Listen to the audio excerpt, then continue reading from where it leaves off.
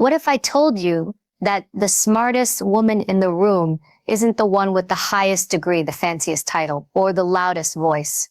She's the one who walks in, scans the room in seconds, and knows exactly who's insecure, who's lying, and who's in control. She doesn't chase power. She is the power. Calm, sharp, untouchable. And no, she wasn't born like that.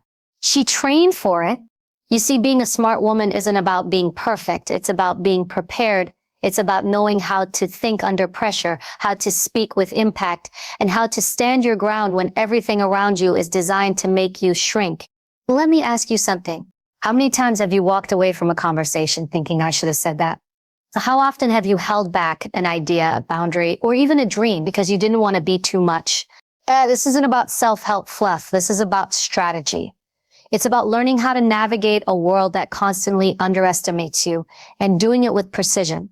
In the next few minutes, I'm going to walk you through 7 core principles that high-functioning, emotionally intelligent, strategic women live by, whether they're CEOs, agents, entrepreneurs, or everyday warriors. This isn't just inspiration. This is intel. If you're ready to stop asking for permission and start showing up like the force you are born to be, stay with me. Because by the end of this, you won't just feel empowered. You'll be equipped. Let's begin. Imagine you're in a meeting. Tension is high. Someone challenges your idea, not gently, but aggressively. Eyes turn toward you, expecting a reaction. Your heart races, your face starts to warm, and your inner voice is screaming a dozen emotional responses at once. Fight back, shrink down, stay silent. Now imagine this. Instead of reacting, you pause. You assess. You look at the person in front of you and think, what's driving their behavior? You shift the spotlight off your ego and onto the dynamics of the room. You respond not with emotion, but with power. Controlled, focused, intelligent. That is emotional intelligence in action. Emotional intelligence is not about being nice. It's not about being agreeable, soft-spoken, or always choosing peace over conflict. It's the exact opposite. It's the ability to stay calm while others are losing their minds. It's the ability to read the room like a map, identify what's not being said, and use that information to make smart decisions. You can't control how people treat you, but you can control how you respond. That is your power. Smart women know how to hold their center, no matter what chaos surrounds them. They don't give their emotional triggers away for free. They guard them like currency. Let's break it down. Mastering emotional intelligence starts with self-awareness. If you don't know what sets you off, others will figure it out and use it against you.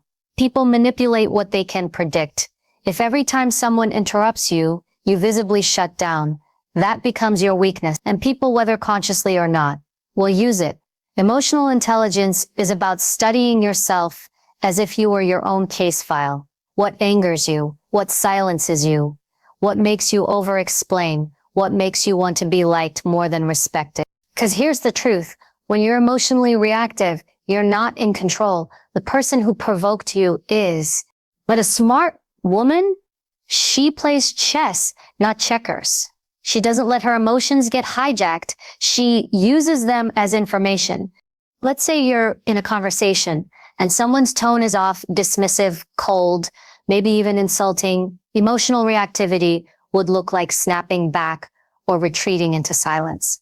Emotional intelligence would look like recognizing that their behavior says more about them than it does about you. You pause, you assess what's their motive. Are they feeling threatened? Are they testing me? Once you understand the why behind behavior, you stop taking things personally and start responding tactically. Another key element? Reading other people. Most communication is nonverbal. Tone, eye movement, facial expressions, micro reactions. Smart women pay attention to the subtleties. They listen not just to what is being said, but how it's said. Someone may say, I'm fine, but their body is rigid. Their eyes flick to the side. Their voice is clipped. A smart woman catches that incongruence. She doesn't ignore it. She stores it as data. You walk into a room and notice who sits where, who dominates the conversation, who looks down when someone speaks, who interrupts, who gets interrupted. That's intel. The woman who knows how to read those cues doesn't just survive the room. She owns it. Let's talk empathy, not the feel sorry for everyone kind. We're not talking about emotional martyrdom. We're talking about strategic empathy, the kind that allows you to understand someone else's motivations and use that knowledge effectively. When you understand what people care about, you know how to frame your words, you know what to emphasize, you know when to push and when to pull back. Empathy, when used with intention, is a negotiation tool. It's an influence skill. It's power. But empathy without boundaries is manipulation, waiting to happen. Smart women know how to listen without absorbing. They know how to connect without being controlled. They stay emotionally open but strategically guarded. You can be warm without being naive. You can be understanding without being a doormat. Here's a hard truth. Most people won't tell you. If you don't train your emotional responses, someone else will train them for you. Society will train you to be agreeable. Your workplace will train you to avoid conflict. Your past will try to train you to expect disappointment. But you get to choose your programming. You get to choose whether you're a reactor or a responder, whether you're someone who breaks under pressure or sharpens in it. Developing emotional intelligence is not a one-time achievement. It's daily. It's when your partner says something that cuts deep, and instead of snapping back, you ask, why did that land so hard for me? It's when your coworker takes credit for your work and you take a breath before responding, collecting your facts instead of exploding. It's when your confidence is tested and instead of shrinking, you sit up taller because you know exactly who you are and what you bring. Mastering emotional intelligence means becoming emotionally fluent in yourself and in others. It's the difference between surviving life and commanding it. So when someone says she's so calm, what they're really saying is she's in control. And when they say she's intimidating, what they're really saying is she doesn't hand over her emotions for free. That's not by accident. That's by training. And that training starts with one decision: to no longer let the world decide how you feel, but to teach yourself how to respond with clarity, with strength, and with strategy. That's what makes you a smart woman. Not how loud you are, but how emotionally fluent you've become. Confidence is not magic. It's not something you're born with or without. It's not reserved for the loudest person in the room or the one with the most achievements, the perfect body, or the smoothest speech. Real confidence, unshakable, grounded, immovable confidence, is something you build, you earn it, brick by brick.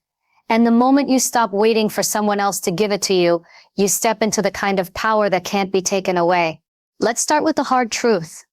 Most women have been taught to second guess themselves, to shrink when they should rise, to doubt their gut and defer to someone more qualified. From the time we're young, many of us are trained to prioritize being liked over being respected, to be accommodating instead of assertive, to speak softly, smile often, and never make anyone uncomfortable, even if that means staying uncomfortable ourselves.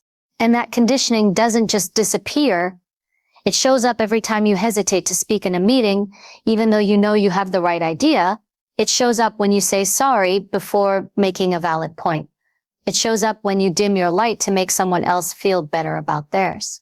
Here's what unshakable confidence really looks like. It's not arrogance. It's not being the loudest. It's not pretending to know everything. It's quiet, steady, grounded.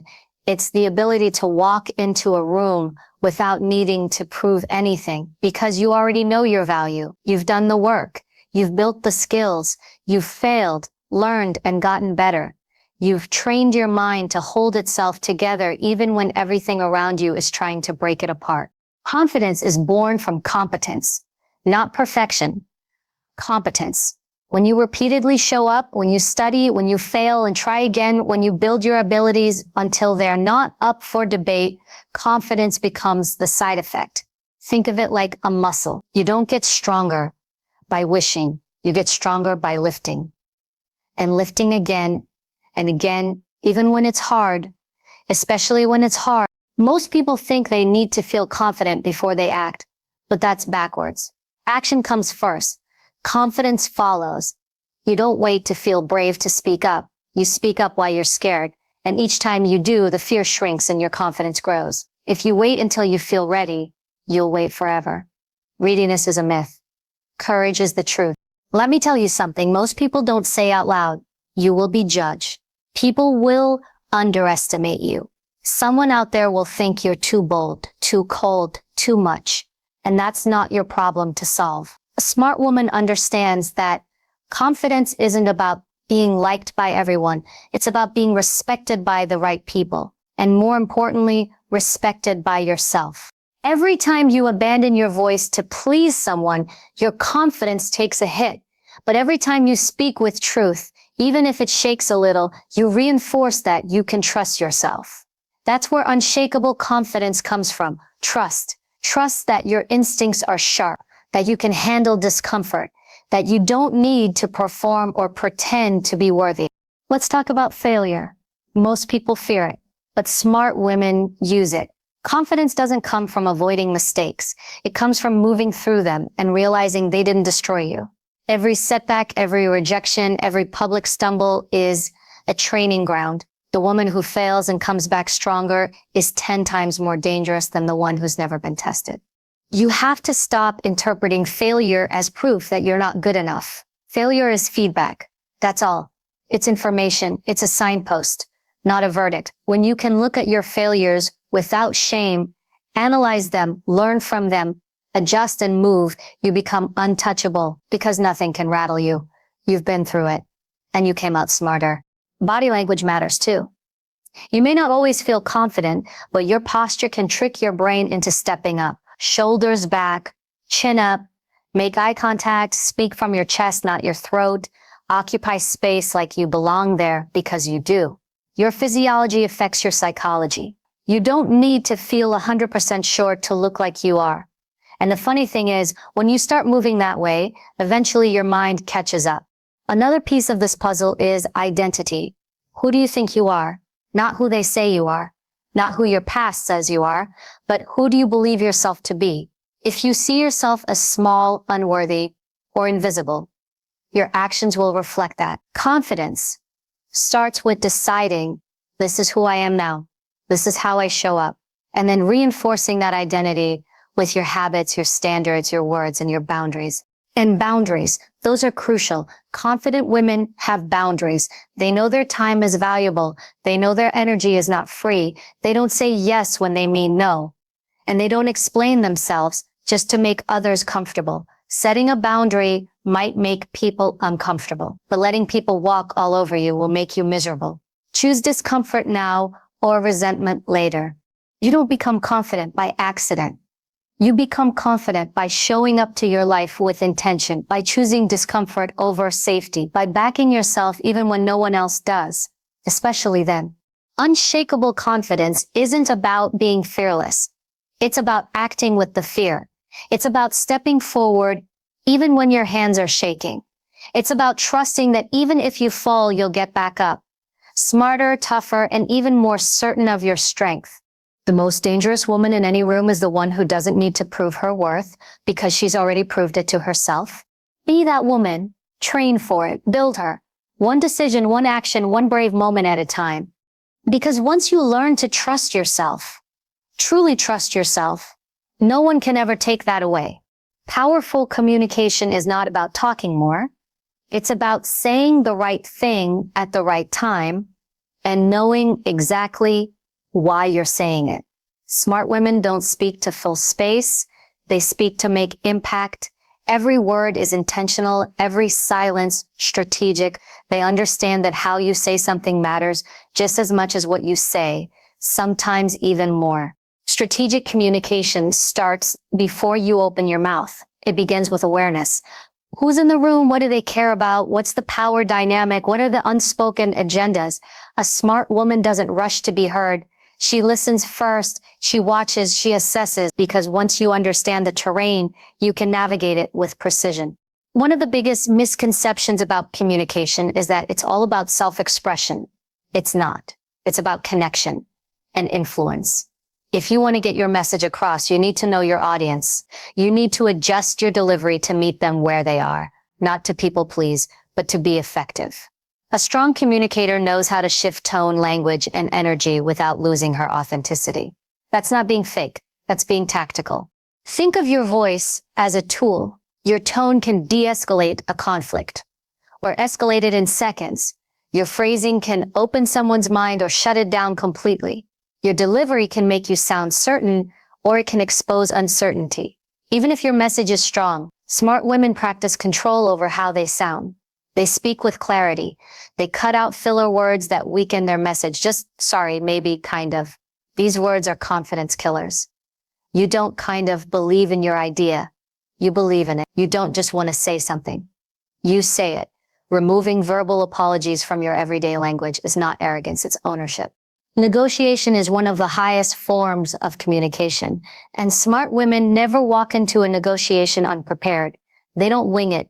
They research. They know their value. They understand what they bring to the table, and they're not afraid to ask for what they deserve. They know that no is not personal. It's a starting point, and they're not afraid of silence.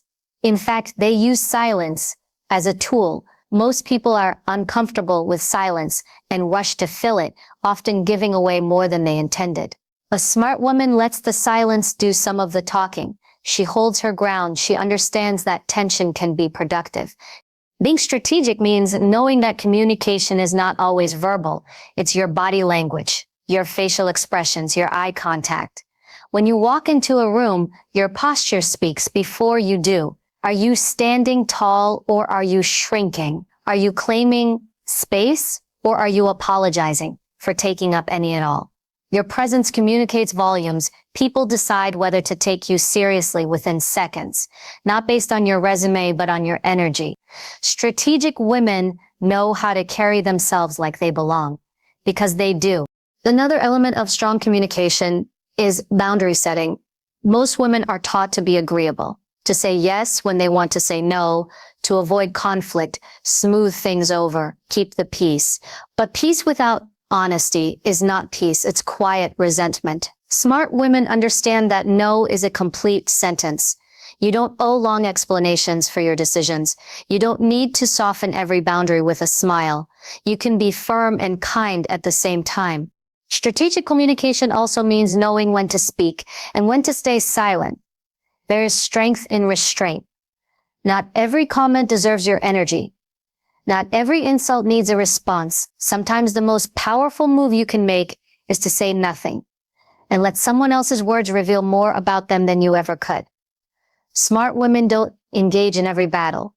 They conserve their energy for the ones that matter. Let's talk about confrontation. It scares a lot of people, especially women who've been conditioned to avoid it. But confrontation doesn't have to be hostile. It can be respectful, direct, and effective.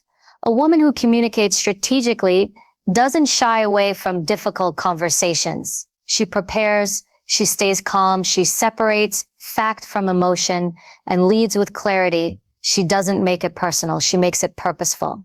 Emotion, when used skillfully, can be a strength in communication, but when emotions control you, they weaken your impact. Strategic communicators know how to regulate their emotional expression. That doesn't mean suppressing how you feel. It means choosing when and how to show it. Emotional control builds credibility. It shows others that you're grounded, not reactive. It earns respect. Influence is the end goal of all strategic communication. You don't communicate just to be understood. You communicate to shape thought, drive action, and change outcomes. That requires planning. You don't walk into important conversations blind. You anticipate objections. You practice your delivery. You choose your words like a surgeon chooses a scalpel, with care, with intention, and with a clear goal in mind. Here's the truth. If you can master communication, you can change your life. You can negotiate your salary. You can set boundaries in your relationships. You can walk into any room and shift the dynamic without raising your voice. You can speak in a way that people feel, and when people feel your words, they don't forget them. Communication is not just about saying what's on your mind. It's about saying it in a way that moves the room, holds your power, and commands the moment. You don't need to be the loudest to be heard. You need to be the most intentional, the most prepared, the most grounded. That's what makes your voice unforgettable. That's what makes you unshakable. And once you master that, no conversation, no negotiation, no room will ever intimidate you again. Life does not care about your plans. It doesn't wait for you to feel ready, motivated, or comfortable. It will test you It will break your heart, knock you down, and push you to your limits. And in those moments, the question isn't, why is this happening to me? The real question is, what am I going to do about it? Resilience isn't just the ability to bounce back. It's the ability to stand your ground when everything inside you wants to give up. It's what allows you to keep moving forward when logic says you should stop. Mental toughness isn't being cold or emotionless. It's being able to feel pain without being ruled by it. It's having the strength to face discomfort, fear, rejection, and failure and stay in the fight anyway. Smart women know that resilience is a decision before it's a feeling. You don't always feel strong. You choose to act strong over and over until the choice becomes your nature. Every woman who has achieved something significant has been through something brutal. That's not a coincidence. That's cause and effect. Pain is the price of growth. The question is not whether hardship will come. It's whether you'll let it shape you or break you. Mental toughness starts when you stop expecting life to be easy, when you stop needing things to go your way in order to show up fully. Most people fold the minute things get hard, but a resilient woman, she gets sharper in the storm. When other people panic, she gets focused. When others quit, she adapts.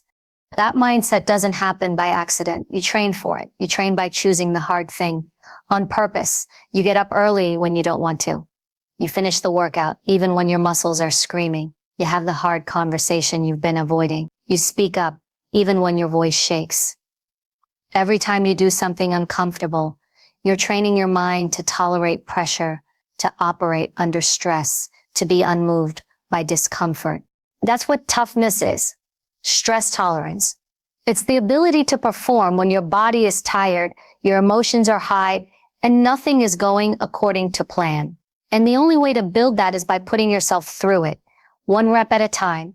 The world will not hand you strength. You have to earn it. A big part of resilience is emotional regulation. When things go wrong, and they will, you can't fall apart every time. You can feel deeply and still act wisely. That's the difference. Resilient women learn to pause, to breathe, to detach for a moment, and analyze the situation instead of reacting emotionally. That pause, that's your power. That's where clarity lives. And then comes the hard part, taking action, even when it's inconvenient, even when you're tired, hurt, or scared. Mental toughness is showing up when you don't feel like it. It's the discipline to honor your commitments. Even when motivation disappears, motivation is fleeting. Discipline is sustainable. Resilient women don't wait for perfect conditions. They start where they are with what they have, and they figure it out. They don't make excuses. They make adjustments. They ask better questions. What's the next right step? What can I control right now? What does pushing forward look like today? These are the questions that pull you out of paralysis and into movement. And let's be clear, toughness doesn't mean pretending everything's fine. It means being brutally honest with yourself and still choosing to rise.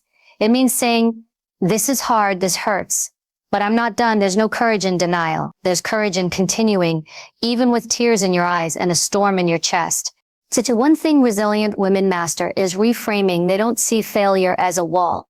They see it as a mirror, showing them what needs work. They don't see rejection as a personal attack. They see it as redirection. They use every setback as a data point.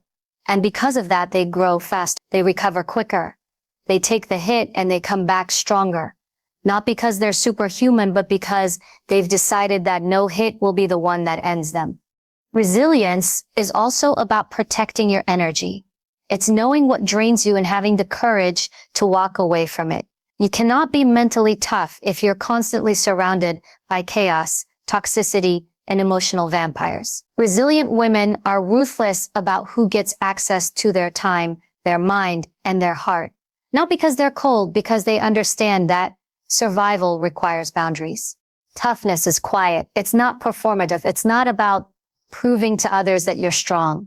It's about proving to yourself in the dark, when no one's watching, when the applause is gone and the only voice left is the one inside your head. And even that voice, you train it. You make it work for you. You don't let it become your enemy. You make it your ally. Because here's the truth. The most dangerous woman isn't the one who's never been hurt. It's the one who has and came back anyway. The one who's been through hell and instead of staying bitter, got sharper, smarter, and more focused. That woman knows her strength. She doesn't collapse under pressure. She uses it. So if you want to become her, start by getting uncomfortable on purpose. Train your mind like you train your body with intensity, consistency, and respect. Put yourself in situations that require grit. Hold your own when things don't go as planned. Stay grounded in chaos. Stay calm in confrontation. Stay clear in uncertainty. Resilience is not something you're born with. It's something you choose. And you choose it every day when things are easy and especially when they're not. Because in the end, toughness isn't about how hard you can hit. It's about how many times you can get hit and still move forward. That's real strength. That's resilience. And that's what makes you unstoppable. A smart woman doesn't live her life on autopilot. She doesn't wait to see how things go. She doesn't drift. She decides. She moves with purpose. And behind that purpose is a plan, not just a wish list or a dream board, but a tactical life plan built on strategy, clarity, and action. Because if you don't design your life, someone else will design it for you. And that blueprint probably won't have your best interests in mind. Every powerful woman you admire has a system, not just ambition, structure, not just desire, direction. Success doesn't happen by accident. It's engineered, built on principles, executed through action, refined by failure, and grounded in something deeper than impulse discipline.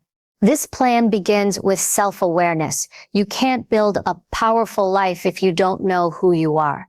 What are your values? What triggers you? What energizes you? What patterns are you repeating that no longer serve you?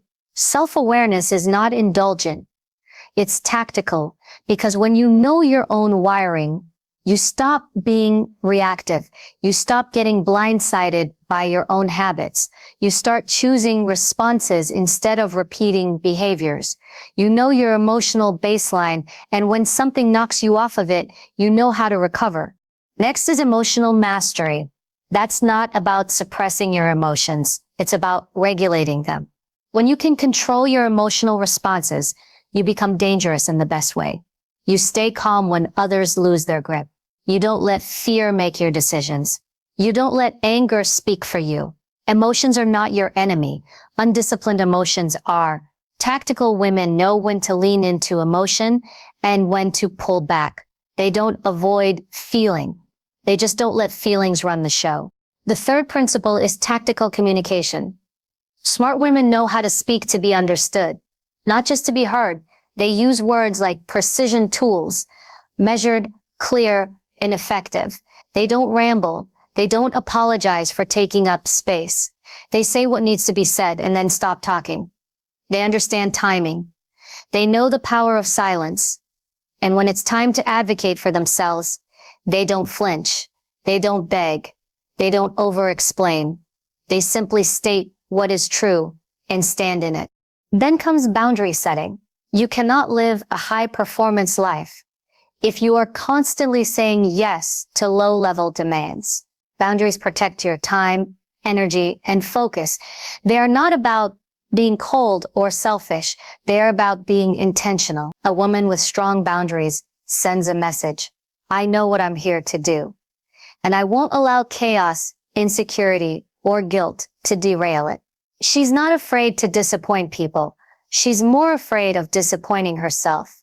And when she says no, it's final, not a negotiation. The fifth principle is resilience, training. Life will test you. The plan will get disrupted. Your confidence will be challenged. You will face rejection, loss, failure, betrayal, all of it. A tactical woman builds her resilience before the storm hits. She trains her body, her mind, her nervous system. She puts herself in discomfort on purpose, so she knows how to navigate it when it's involuntary. She doesn't seek ease. She seeks capacity. Every hard thing she does on purpose expands her range for what she can handle. When life gets brutal, now we talk about strategic relationships. Who's in your circle matters. Smart women curate their environments with precision. They surround themselves with people who sharpen them, not drain them. They don't keep relationships out of obligation or fear. They understand that loyalty is earned, not owed, and they're not afraid to walk away from people who no longer align with their mission. You become like the people you spend time with. So if you want to live at a higher standard, your circle must reflect that standard. Choose wisely, because nothing derails a smart woman faster than emotional entanglement with the wrong people. And finally, legacy and purpose-driven living. This is the anchor, the reason behind it all. Because tactical living isn't just about achieving goals. It's about living in alignment with what matters most. It's about impact, contribution. It's about asking, what am I building here? What will I leave behind when I'm gone? When you're clear on your purpose, you stop wasting time on petty drama. You stop chasing validation. You stop living small.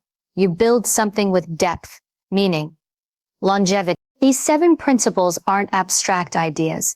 They are daily practices. Tactical women don't wait for motivation. They build systems. They audit their life regularly. They ask themselves hard questions. They are willing to be uncomfortable, to confront their weaknesses, and to rise again and again. Every day is an opportunity to align your actions with your principles, to speak with intention, to hold the line, to grow your capacity, to protect your peace, to sharpen your mind, to build something that cannot be shaken by fear, failure, or someone else's opinion. This is not about becoming perfect. It's about becoming prepared.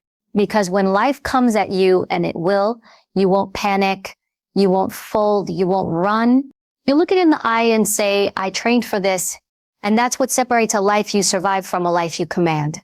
Everything you want, the respect, the freedom, the power, the peace, it doesn't come from wishing, waiting, or hoping someone else will hand it to you. It comes from becoming the kind of woman who decides, who trains, who builds herself with purpose, not for applause, not for validation, but because she knows she's responsible for her own evolution. Becoming a smart woman isn't about knowing everything. It's about knowing yourself and never betraying that knowledge. It's about moving through the world with strategy, strength, and self-respect. It's about speaking with purpose, setting boundaries without guilt, and leading your life like the mission it is. You don't owe the world softness. You owe it substance. You don't need to be fearless. You need to be relentless. And you don't have to be perfect. You just have to be ready. Ready to train harder, think sharper, speak bolder, and walk with a presence that says, I don't need permission. I know who I am. This world doesn't just need more women. It needs more smart women, emotionally intelligent, mentally tough, strategically dangerous, and radically self-led. Decide to become her. Not someday. Now.